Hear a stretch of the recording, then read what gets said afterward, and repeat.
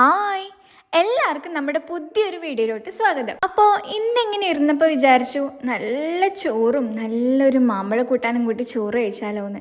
താഴെ എന്തായാലും മാവുണ്ട്, അതിൽ നിറച്ച് മാങ്ങയുണ്ട്, അപ്പോൾ പിന്നെ വെറുതെ വേസ്റ്റ് ആക്കണ്ടല്ലോ.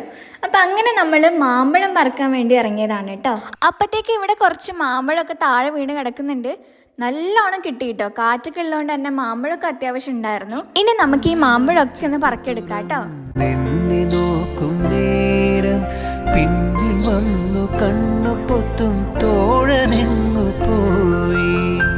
കാറ്റു വന്നു പൊന്മുളതൻ കാതിൽ മൂളും നേരം കാത്തു നിന്നാ തോഴനെന്നെ ഓർത്തു പാടും പോലെ കുന്നിമണിച്ചപ്പു തുറന്നെന്നെ കുറച്ചൊന്ന് കഷ്ടപ്പെട്ടിട്ടാണെങ്കിലും മാമ്പഴമൊക്കെ നമ്മളിവിടെ പറക്കിയെടുത്തിട്ടുണ്ട്.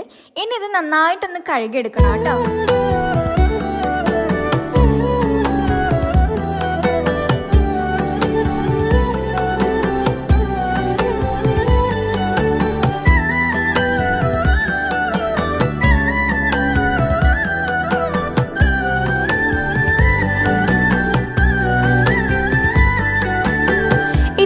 മാങ്ങ കിട്ടിയിട്ട് അതിൽ നിന്ന് 1-2 കഴിച്ചില്ലെങ്കിൽ പിന്നെ എങ്ങനെയല്ലേ. അപ്പൊ അതൊക്കെ അകത്താക്കിയിട്ട് ബാക്കിയുള്ള മാങ്ങയുടെ തൊലിയൊക്കെ കളഞ്ഞ് വൃത്തിയാക്കി വെക്കുന്നുണ്ട് കേട്ടോ. അപ്പൊ എല്ലാം ഇതുപോലെ ചെയ്തെടുക്കണേ.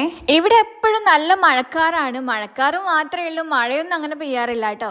അപ്പൊ ഒരു മഴയ്ക്ക് വേണ്ടിയിട്ട് ഇങ്ങനെ ആഗ്രഹിച്ച് നിൽക്കുകയാണ്. മാങ്ങയുടെ തൊലിയൊക്കെ മാറ്റിയ ശേഷം ആ തൊലിയിലോട്ട് കുറച്ച് വെള്ളം ഒഴിച്ച് ഇതുപോലെ അതിന് സത്തൊക്കെ എടുത്ത് ആ വെള്ളം മാങ്ങയിൽ ഒഴിച്ച് ആവശ്യത്തിന് ഉപ്പും മഞ്ഞപ്പൊടി ഇട്ടൊന്ന് വേവിക്കാൻ വെക്കാം കേട്ടോ. അപ്പോഴത്തേക്ക് നമുക്ക് അരപ്പ തയ്യാറാക്കാനുള്ള വറ്റൽമുളക് ഉണ്ടല്ലോ, അത് കുറച്ച് എണ്ണ ഒഴിച്ചൊന്ന് വറുത്തെടുക്കാം കേട്ടോ. അത്യാവശ്യം നല്ല കാറ്റൊക്കെ വീശുന്നുണ്ട് കേട്ടോ. ഈ കാറ്റ് കൊണ്ട് ഇനി കാർമേഘമൊക്കെ പോവോ അതോ മഴ പെയ്യോന്ന് അറിയില്ല. എന്തായാലും ഇന്ന് ചെറിയൊരു മഴ കിട്ടാനുള്ള സാധ്യതയൊക്കെ ഉണ്ട്. എന്തായാലും നമ്മുടെ മുളക് ഇവിടെ സെറ്റായിട്ട് വന്നിട്ടുണ്ട്. ഇനി നമുക്ക് അതിലോട്ടുള്ള തേങ്ങയും കൂടി ഒന്ന് സെറ്റാക്കി എടുക്കാം. നമ്മൾ തേങ്ങ ചെറുവിന് പകരം ഇതുപോലെ ഒന്ന് മുറിച്ചെടുക്കുന്നുണ്ടേ. അതിലോട്ട് വറുത്ത് വെച്ച വറ്റൽമുളകും ചേർത്ത് നല്ല പേസ്റ്റ് ആയിട്ട് അരച്ചെടുക്കാം കേട്ടോ. പിന്നെ ഇത് മാമ്പഴ പുളിശ്ശേരി അല്ല കേട്ടോ, ഇത് മാമ്പഴ കൂട്ടാനാണ്. പുളിശ്ശേരിക്ക് സാധാരണ മോരൊക്കെ ഒഴിച്ചല്ലേ ഉണ്ടാക്കുക, ഇത് അങ്ങനെയല്ല, ഇതൊരു പ്രത്യേക രീതിയിലാണ് കേട്ടോ.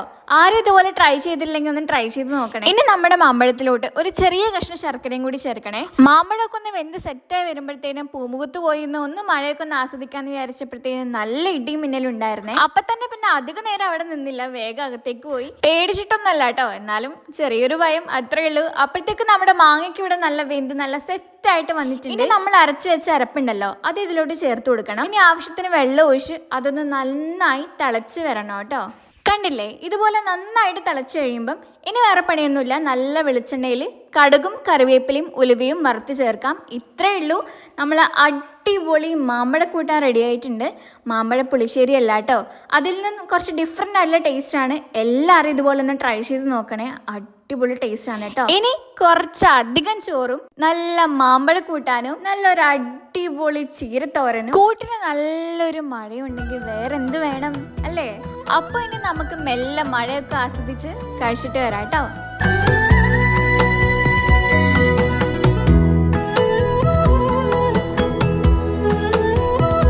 അപ്പൊ ഇന്നത്തെ വീഡിയോ വിശേഷം ഇത്രയേ ഉള്ളൂ കേട്ടോ. അപ്പൊ ഈ മാമ്പഴക്കൂട്ടാൻ എല്ലാവരും ട്രൈ ചെയ്ത് നോക്കില്ലേ, അടിപൊളി ടേസ്റ്റ് ആണ് കേട്ടോ. അപ്പൊ വീഡിയോ ഇഷ്ടമാണെങ്കിൽ ലൈക്ക്, ഷെയർ, സബ്സ്ക്രൈബ് ചെയ്ത് സപ്പോർട്ട് ചെയ്യണേ. Thank you for watching.